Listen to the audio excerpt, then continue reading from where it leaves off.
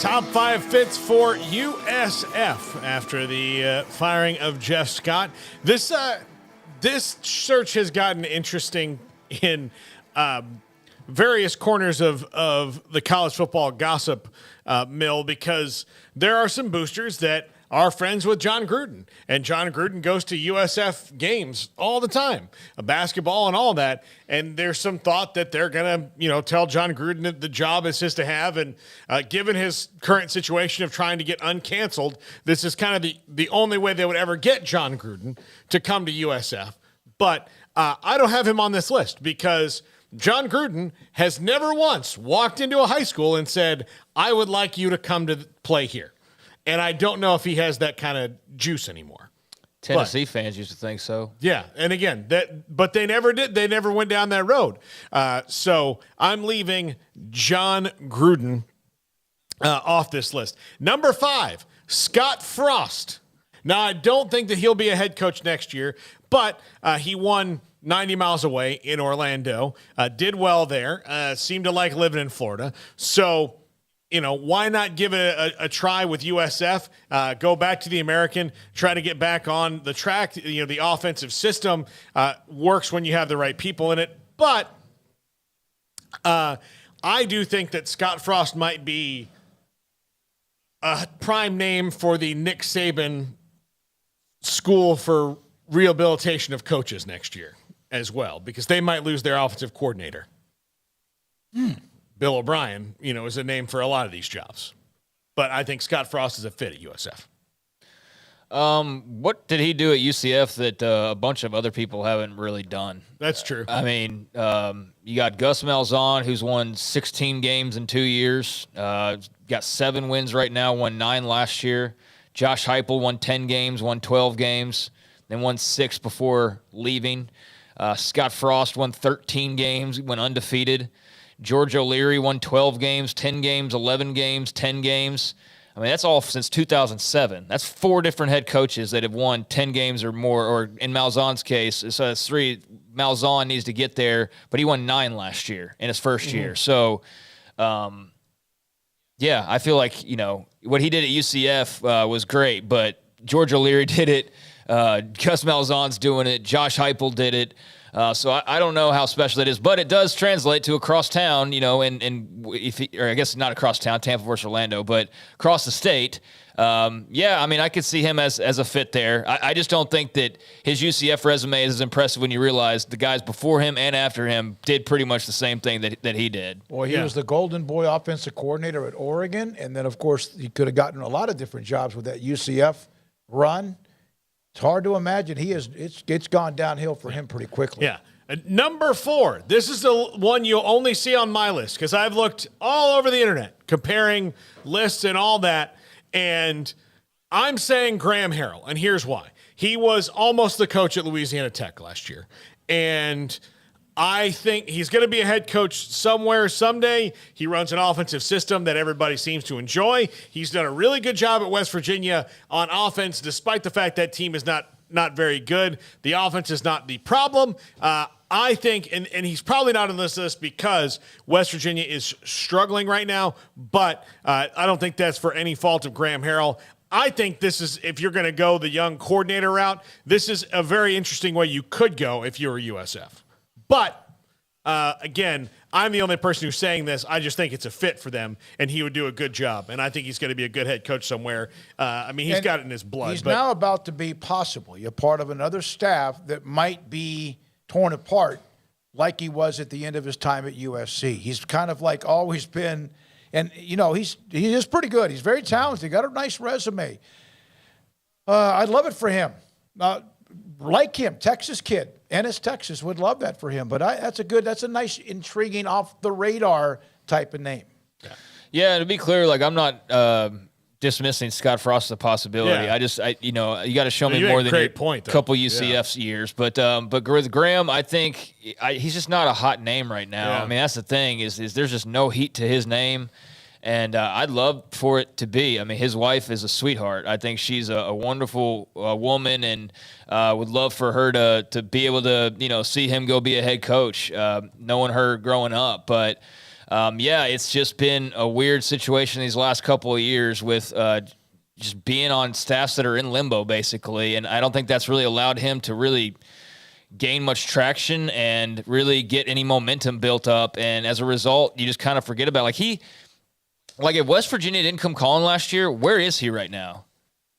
Because that was late when that happened, and there was already a bunch of other jobs that were filled up post USC changeover, and he was just out there. And so I don't know what would have happened. You know, the thought was like Joey will hire him. He's from Tech, but Joey wanted Zach Kitley. So, you know, maybe that's a option for him down the road. But yeah, I mean, I'd love the opportunity for him. I just wonder like how much people are even thinking about him, because to your point, you thought of him, but he's not somebody that comes top to mind right now. Yeah. Look, Charlotte might not be a bad place for him to go either. By the way, Charlotte might be a good fit for him. Number 3, Willie Simmons is the head coach at Florida A&M Strike Rattlers. Tallahassee native, has done a fantastic job at Florida A&M. Got them into the FCS playoffs the first time in forever that an HBCU had been in the FCS playoffs when he did that. So he's a guy who's very much on the rise, and I think he's ready to jump into that level. People talk about like they throw Deion Sanders' name out there for this job too, because Deion's name is out for every job, and Deion's doing a great job at Jackson State. Willie Simmons doing a great job at FAM, and would love to see him get any opportunity he could get because he's doing a great job. And I think he'd go down there to Tampa in a very fertile recruiting area and do really well and bring some excitement to that program that's trying to get some facilities built. Yeah, I don't know much about him. I saw where he was at Prairie View once upon a time, not that long ago. But yeah, I mean, he seems to have the type of resume where there's plenty of familiarity with the area, and doesn't seem like recruiting would probably be that difficult, and could be a builder that not necessarily is going to be out the door as soon as they win a substantial amount of games like some of these other guys might. They'll leave at the first phone call. Maybe he's a little bit more under the radar.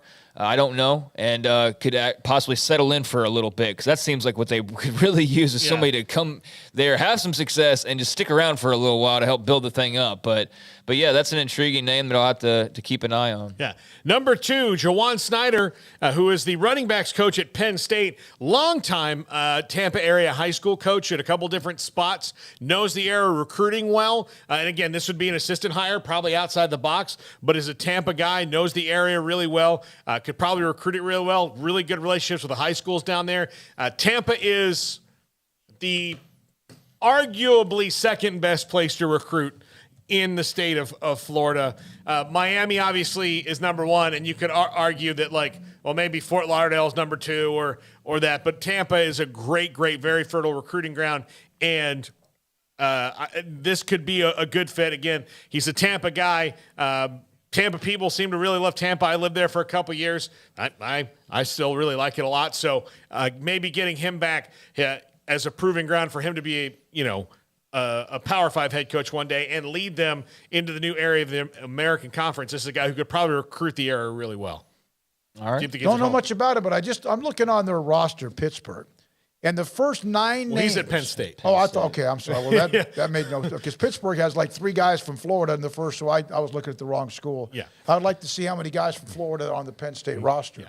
And number 1, this one is, I'm going to go in 2 different directions here. Jason Candle's the head coach at Toledo, and is doing a really good job. They're winning there. His offensive coordinator is Robert Weiner. Robert Weiner is the longtime head coach at Plant High School, who, for comparison, in Texas would be not Westlake, but South Lake. South Lake. Yeah, there you go. That's what they are.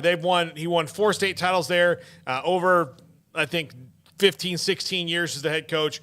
He's the offensive coordinator there now, and he could come with him. Or, look, I looked up Robert Weiner, did a lot of research on him, and I remember his name from when I used to live there. But there's some thought that they might just skip the Jason Candle thing and go ahead and offer him, because he is Tampa through and through. But I do think since Jason Candle has the head coaching resume, Weiner comes down, helps him recruit.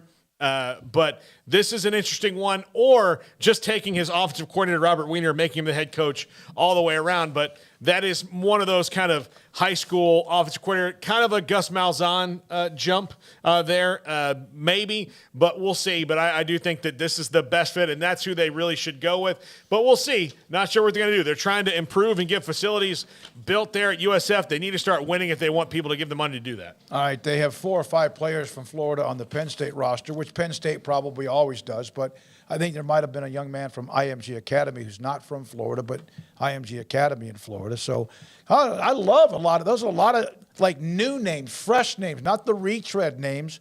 Very well done. And look, if you and it might wind up USF is really bad about the retreads. It might wind up being Dan Mullen or Tom Herman or somebody like that. But when I try to do lists, I want to make it. And look, I did one retread, and that's Scott Frost. But I try to do things that are.